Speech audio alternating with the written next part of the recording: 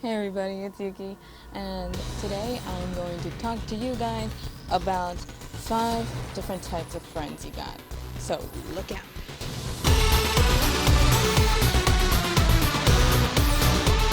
We will start out from the least annoying to the most annoying. The least annoying is the acquaintance friend. The acquaintance friend comes into your life maybe once or twice. That's like the first friend that you met like in elementary school, and now you guys only talk once in a while or when you literally see each other in person, wherever. Number 4 is the fangirl friend. This friend, she is a fangirl of one thing. They can only talk about that one thing.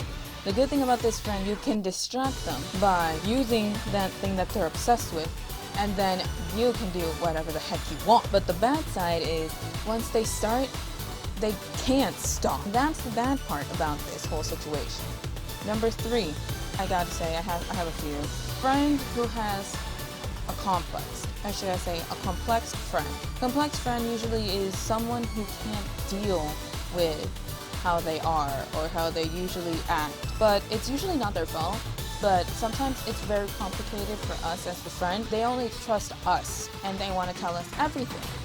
We don't want to know everything. If we ask you, that's when we want to know. But if you tell us willingly, then we're gonna get tired of you and bored of you, and then we're gonna want to leave, which is something both friends do not want.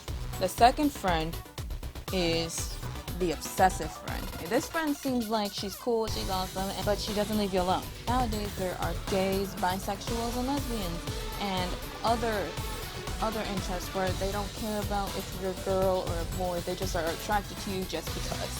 And I'm okay with that. Trust me, I've had some friends in the past say that they like me or they're in love with me. Now this friend, she treats you like a friend, but she thinks of you more than a friend. She treats you like a friend, she wants to hang out with you all the time, and you guys are besties. This type of friend wants to know where you're at, who you're with, why are you with them, how you met them, and they will never understand why you're with them. And they get jealous, and they get so paranoid, and a little bit more, they become literally your stalker. Now these friends are like a problem. Even though you tell them nicely to back off, they will never ever leave you alone.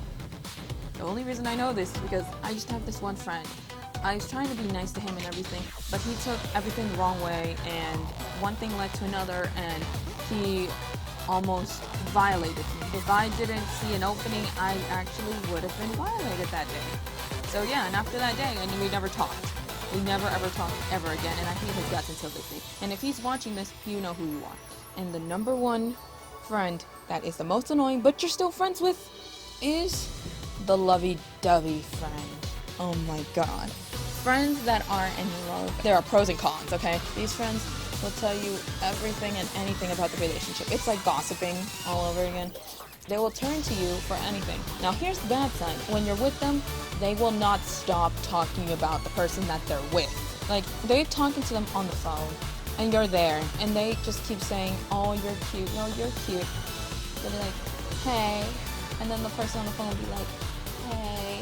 You get it. You guys are trying to be cute. You're trying to be cute. That's great. And you guys are trying to figure out your relationship. That's good. Okay, but don't do it in front of me. Especially the friends that literally go into a little corner and they start making out right in front of you. If you're single and you don't have someone you like or even love, or you just got out of a relationship and you're trying to get over the person, they will do that in front of you. That's very disrespectful, and that's how these type of friends lose their friends. Like, if you're between the ages of 18 and 22, you think the person that you're with is the person that you're gonna be with all the time. But the thing is, it depends on you guys if the relationship is gonna work. I don't get these friends, and then they turn to you or to us, the friends who are always there for them, and ask you, what should I do? Should I do this or should I do that? These type of friends don't actually think. I'm gonna say it, and I don't care if anybody out there is gonna hate me for this. Love is blinding. They won't listen to you. They ask for advice, sure, but then they don't take it.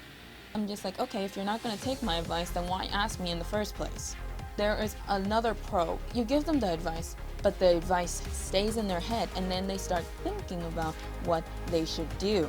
That's when you know that this friend is listening to you but not doing what you told them to do.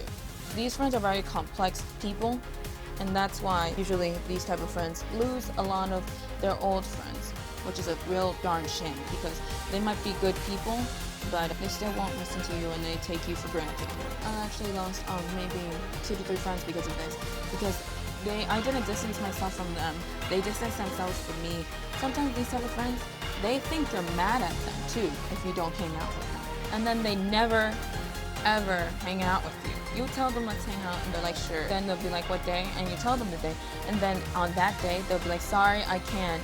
So-and-so told me that we're gonna go out and I can't say no to that.